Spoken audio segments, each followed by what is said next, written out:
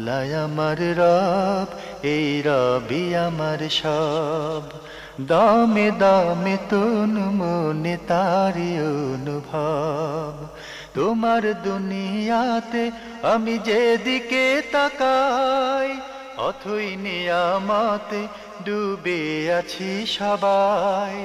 পাক পাখালির গানে শুনি তসবিহ কালো রব, তসবিহ কালো রব। আল্লাহ আমার রব, এই রবি আমার সব। আসসালামু আলাইকুম প্রিয় দর্শক, আপনারা কেমন আছেন?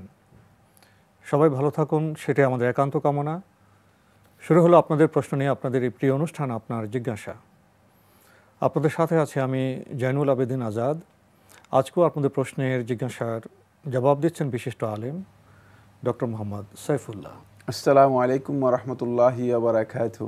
প্রিয় দর্শক, চলুন তাহলে জিজ্ঞাসার জগতে। আজকে শুরুতে একটি ইমেল, এটি পাঠিয়েছেন ফারজানা খানম। লিখেছেন, আমি কানাডাতে থাকি, নিয়মিত আপনার জিজ্ঞাসা অনুষ্ঠানটা আমি দেখে থাকি। আমি জানতে চাচ্ছি, নামাজ পড়ার সময় পা ঢাকতে হবে কি?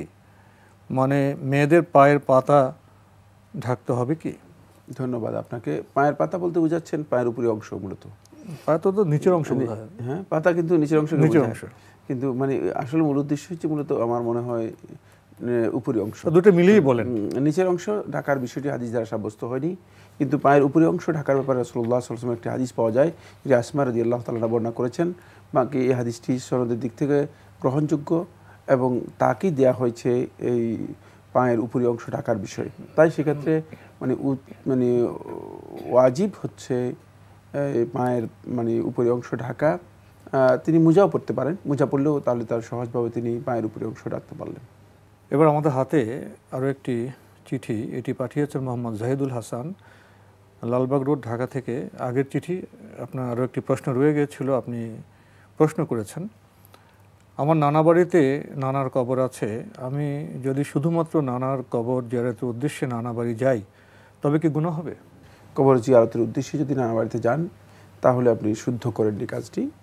আপনি নানা বাড়িতে গেলে মানে আত্মীয় স্বজন যারা আছে তাদের সাথে দেখা সাক্ষাৎ হলো, আবার কবরে জিয়ারত করলেন, দুটি একসাথে করতে পারেন। শুধুমাত্র নানার কবর জিয়ারতের উদ্দেশ্যে সফর করা যায়? সফরটা শুদ্ধ নয়, কিন্তু বেড়াতে গেলেন, জি প্রসঙ্গত সেখানে আপনি কবরটা জিয়ারত করলেন। জি। আমরা স্পষ্ট করে বিষয়টি জানলাম। প্রিয় দর্শক, এবার আমাদের হাতে দীর্ঘ একটি ইমেল, এটি পাঠিয়েছেন মিসেস সামাদ, ইউএসএ থেকে। আপনি লিখেছেন, আমি সহিহ বুখারীর ওযু অধ্যায়ের একটি হাদিস হুবহু কপি করে দিলাম, যেটি হচ্ছে এমন: অনুচ্ছেদ 2টি ইটের উপর বসিয়া পায়খানা করা, 142 হাদিস কোট করেছেন। আব্দুল্লাহ ইবনে উমর রাদিয়াল্লাহু তাআলা আনহু হতে বর্ণিত, তিনি বলেন, লোকজন বলে, যখন তুমি পেশাব পায়খানায় বসিবে, তখন তুমি কিবলার দিকে কিংবা বাইতুল মুকাদ্দাসের দিকে মুখ করিও না। একদা আমি আমাদের গৃহের ছাদে উঠিলাম, দেখিলাম হুজুর সাল্লাল্লাহু আলাইহি ওয়াসাল্লাম 2টি ইটের উপর বাইতুল মুকাদ্দাসের দিকে মুখ করিয়া পায়খানা পেশাবের জন্য বসিয়া আছেন। কোট শেষ। হাদিসটি একবার বলা হচ্ছে, যখন তুমি পেশাব পায়খানা বসিবে, তখন কিবলার দিকে কিংবা বাইতুল মুকাদ্দাসের দিকে মুখ করিও না। আবার তারপরেই বলা হচ্ছে, একদা আমি আমাদের গৃহের ছাদে উঠিলাম, দেখিলাম হুজুর সাল্লাল্লাহু আলাইহি ওয়াসাল্লাম 2টি ইটের উপর বাইতুল মুকাদ্দাসের দিকে মুখ করিয়া পায়খানা পেশাবের জন্য বসে আছেন। আমার প্রশ্ন হচ্ছে, সত্যি কি পবিত্র কোরআনে আল্লাহ তাআলা কিবলার দিকে মুখ করে পেশাব পায়খানা করতে নিষেধ করেছেন? তাহলে এই হাদিসে কিভাবে বলা হচ্ছে স্বয়ং আল্লাহ রাসূল, সর্বযুগের শ্রেষ্ঠ মানুষ প্রিয় নবী সাল্লাল্লাহু আলাইহি ওয়াসাল্লাম, তার বিপরীত কাজ করছেন? আমি কাকে বিশ্বাস করব? আল্লাহ রাসূল সাল্লাল্লাহু আলাইহি ওয়াসাল্লামের মতো মানুষ, যার পুরো জীবনটাই ছিল পবিত্র কোরআনের প্রতিফলন, আয়েশা রাদিয়াল্লাহু তাআলা আনহা, সেই মানুষটিকে, নাকি হাদিসটি যিনি সরবরাহ করেছেন এবং যারা এ ধরনের হাদিস লিপিবদ্ধ করেছেন তাদেরকে? এ ধরনের হাদিস দ্বারা কি আল্লাহ রাসূল সাল্লাল্লাহু আলাইহি ওয়াসাল্লামের চরিত্রকে কলঙ্কিত করা হয় না? শুধুমাত্র কোরআন ও সহিহ দলিলের ভিত্তিতে কি ব্যাপারটি পরিষ্কার করবেন? ধন্যবাদ, আপনি প্রশ্ন করেছেন, কিন্তু আপনার প্রশ্নের শেষাংশ থেকে শুরু করতে চাই। সেটা হলো, শুধুমাত্র কোরআন দিয়ে দলিল মানে চাচ্ছেন, এটা শুদ্ধ না। কোরআন সহিহ হাদিস সহিহ দলিল বলেছেন। সহিহ দলিল বলতে তিনি কি বুঝাচ্ছেন? হাদিস বুঝাচ্ছেন না। আসলে শুধুমাত্র কোরআনে যে ফেরকা ফিতনা আমাদের মধ্যে আজকে বিরাজ করছে, এটি সম্পূর্ণ ইসলামী কনসেপ্ট, ইসলামী ধারা থেকে সম্পূর্ণ বিচ্ছিন্ন। তাই মানে কোরআনের মধ্যে আপনি সলাত দিতে পাবেন না। সলাতের আপনি কোরআনের মধ্যে কোথায় মানে বিস্তৃত বর্ণনা কোথায় রয়েছে? কোথায় মাগরিবের সালাত 3 রাকাত আছে?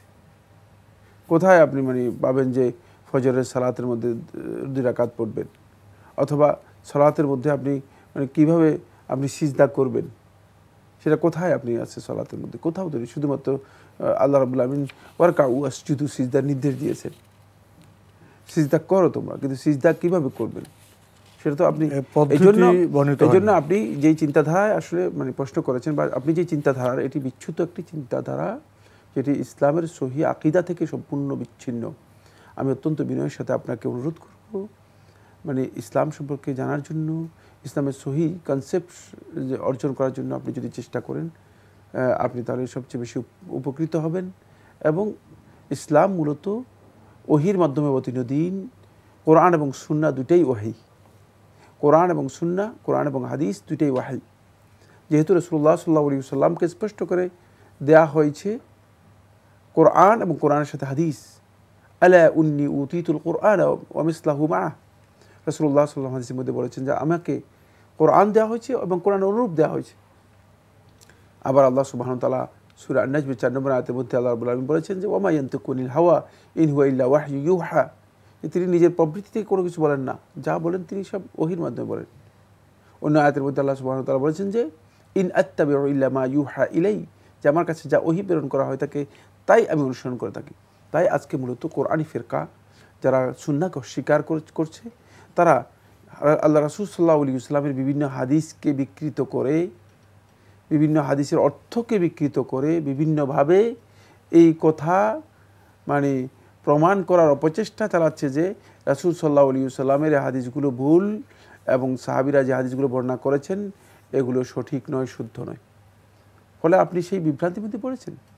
আপনি কি মনে করেন এই উম্মাতের দ্বীনের ব্যাপারে যদি আয়েশা রাদিয়াল্লাহু তাআলাকে বাদ দেওয়া হয় তাহলে আর দ্বীনের মানে যেই মৌলিক বিধানগুলো আমরা পেয়েছি সেগুলো সবগুলোকে অস্বীকার করতে হবে?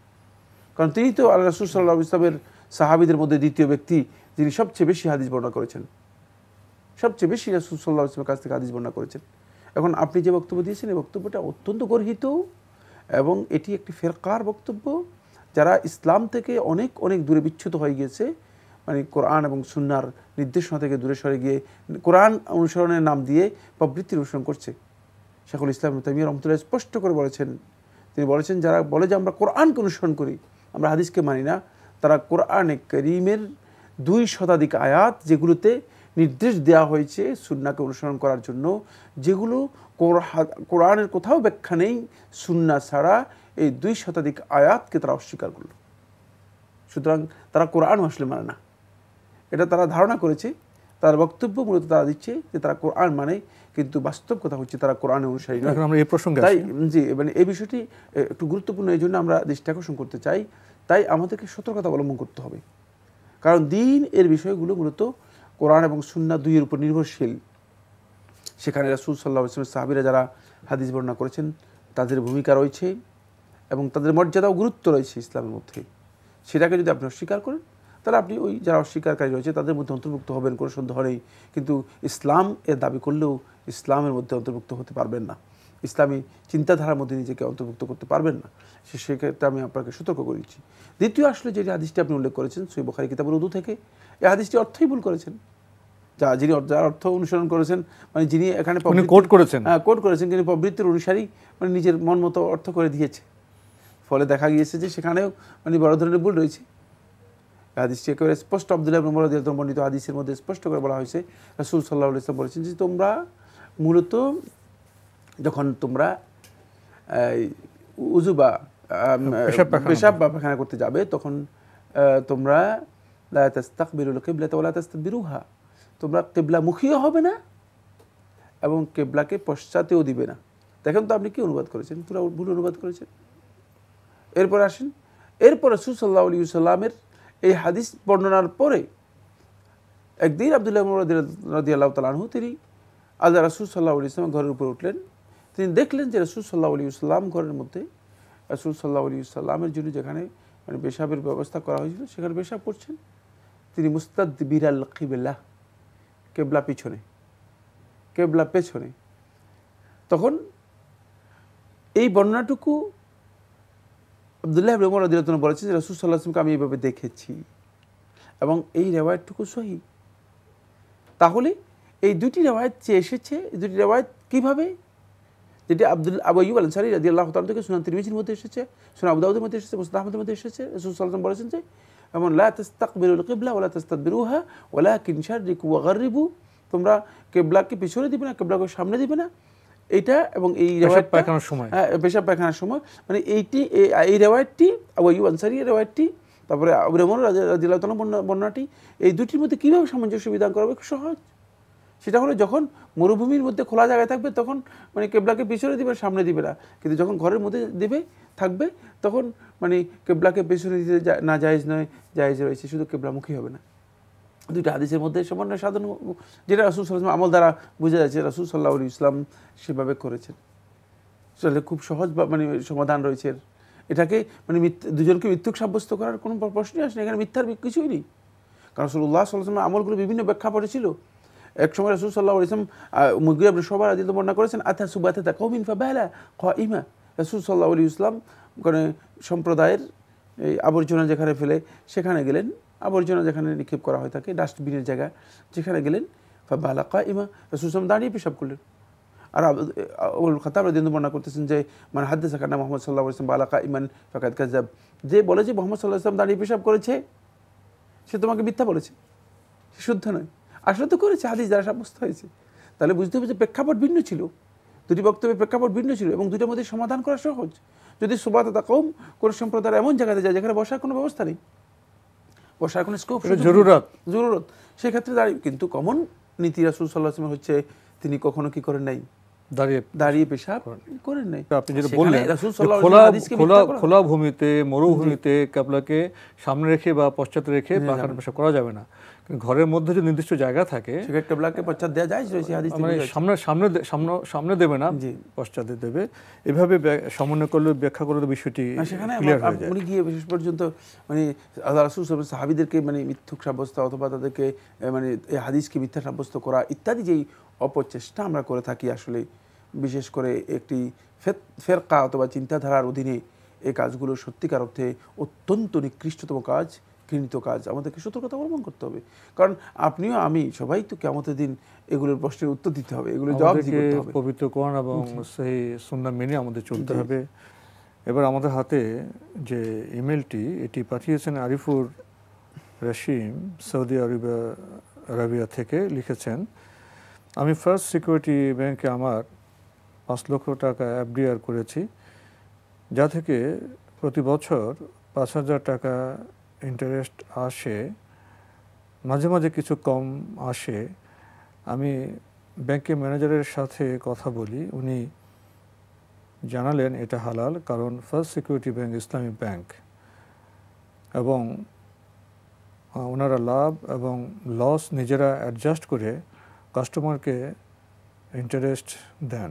আমার প্রশ্ন, তাদের ইন্টারেস্ট কি হারাম না হালাল? যদি আপনার এই চুক্তিটুকু শরিয়া এর কনসেপ্টে হয়, মানে শরিয়া যে নির্দেশনা রয়েছে সে আলোকে হয়, এখন সেখানে যদি সুদের কোনো লেনদেন না থাকে এবং আপনিও যদি কনফার্ম হন যে সুদের লেনদেন নেই, তাহলে হালাল, ঠিকই আছে। ফার্স্ট সিকিউরিটি ব্যাংক, পুরো ব্যাংকটাই তারা ইসলামী ব্যাংক হিসেবে ঘোষণা করেছে, এবং তারা তাদের শরিয়া বোর্ডও আছে সম্ভবত, মানে সেই আলোকেই তারা চেষ্টা করছে হয়তো শরিয়া অনুযায়ী মানে তাদের ব্যাংকিং সিস্টেমটাকে সম্পূর্ণরূপে পরিচালনা করার জন্য। বাকি আমার স্পষ্ট জানা নেই যে আসলে শরিয়া বোর্ডের মানে লোকদের কি অবস্থা, শরিয়া বোর্ড কি আদৌ কি শরিয়া সম্পর্কে জ্ঞান রাখে কিনা, নাকি শরিয়া সাইনবোর্ড করা হয়েছে, সেগুলো সম্পর্কে আমার সুস্পষ্ট জ্ঞান নেই। আপনি আরও লিখেছেন, আসরের নামাজ 4 রাকাত, কিন্তু আমি নামাজ পড়ার সময় তৃতীয় রাকাতে আমার মনে থাকে না আমি কয় রাকাত নামাজ পড়েছি, এক্ষেত্রে আমি কি করব?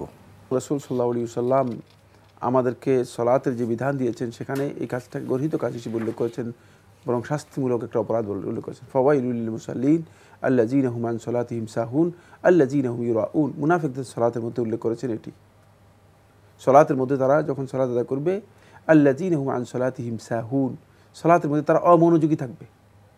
সালাতের মধ্যে অমনোযোগী থাকলেই আপনি সালাতে কয় রাকাত সালাত আদায় করলেন, এটা তো আসলে এমন কোনো কঠিন কাজ নয় যেটা বই মুখস্থ করার অমনোযোগিতার বিষয় এখানে। এটা সম্পূর্ণ অমনোযোগী হওয়া। এবং মুনাফিকদের সালাতের ব্যাপারে আল্লাহ রাব্বুল আলামিন বলছেন, ওয়াইজা কামু ইলা সালাতি কামু কুসালা ইউরাউনা আন-নাসা ওয়া লা ইয়াযকুরুনাল্লাহা ইল্লা কালিলা। যখন তারা সালাতের মধ্যে দাঁড়ায় তখন অলসভাবে দাঁড়ায়, অলসভাবে দাঁড়ানোর কারণে তারা সালাতের সংখ্যা দাঁড়ায় না, মনে হয় যেন সালাতে দাঁড়াইছে। খামখেয়ালি কাকে বলে? মূলত এই কারণেই আপনি একটু নিজেকে সালাতের মধ্যে মনোযোগী করার জন্য চেষ্টা করুন। এটি আল্লাহর ইবাদত। নামাজের মর্যাদার সাথে তো এরকম আচরণ তো মিলে না তো না। সালাত আদায় করতে চাচ্ছেন, আল্লাহ রাব্বুল আলামিনের সামনে দাঁড়াতে যাচ্ছেন। শাইখুল ইসলাম ইবনুল কাইয়্যিম রাহমাতুল্লাহ বলেন যে বান্দার জন্য দুইটা অবস্থান, মাওকিফুন ফিদ দুনিয়া মাওকিফুন ফিল আখিরা। একটি অবস্থান হচ্ছে দুনিয়াতে, আর একটি অবস্থান হচ্ছে আখিরাতে। আম্মা মাওকিফুদ দুনিয়া, দুনিয়ার মাওকিফ হচ্ছে সালাতের মধ্যে বান্দা যখন আল্লাহর সামনে দাঁড়াবে। এই মাওকিফ, এই যে দাঁড়ানো যদি ঠিকমতো হয় তাহলে আখিরাতে দাঁড়ানোর বিষয়টি তার জন্য সহজ হয়ে যাবে।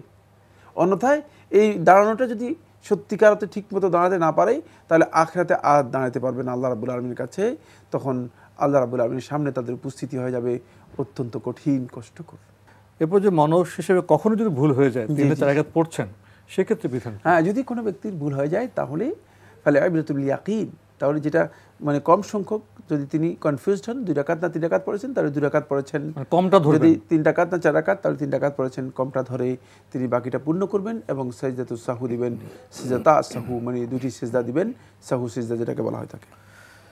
প্রিয় দর্শক, এবার আমাদের হাতে একটি ইমেইল, এটি পাঠিয়েছেন জাফরিন আক্তার, শান্তিবাগ, ঢাকা থেকে। আপনি লিখেছেন, আমার প্রশ্ন হচ্ছে আমি অনেক রাত করে ঘুমাই, ফজরের নামাজ পড়তে প্রবলেম হয়, আমাকে এমন কোনো দোয়া দিন যা আমল করলে 8 ঘন্টা নয় 4-5 ঘন্টা ঘুমানোই যথেষ্ট হবে।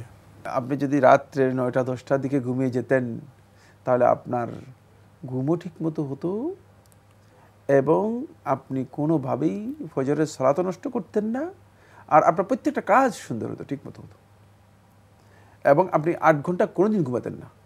কারণ এই সময় যারা ঘুমিয়ে যাবে তারা নিশ্চিতভাবে 5 ঘন্টা ঘুমালেই তাদের ঘুম যথেষ্ট, তাদের আর ঘুমের দরকার হবে না, তাই আপনি দোয়া চাচ্ছেন, মানে আপনার মানে হার্ট ডিজিজ আপনি মলম চাচ্ছেন মাথায় মাখার জন্য না, এটি ভুল।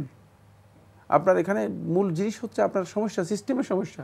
ইসলামও তো আপনার প্রত্যেকটা কাজের শৃঙ্খলা আছে। জি জি। রাতকে রাসূল কবে ভাগ করতেন, রাসূল সাল্লাল্লাহু আলাইহি যে সুন্নাহ সেটা তো আমাদের কাছে আদর্শ, আমাকে সেই পথ ওনাকে বলতে পারি? হ্যাঁ, রাসূল সাল্লাল্লাহু আলাইহি ওয়াসাল্লাম রাতের প্রথম অংশে যখন রাসূল সাল্লাল্লাহু আলাইহি ওয়াসাল্লাম কাজ যেগুলো আছে সেগুলো সেরে নিয়ে দ্বিতীয়াংশ পুরোটাই ঘুমিয়ে যেতেন।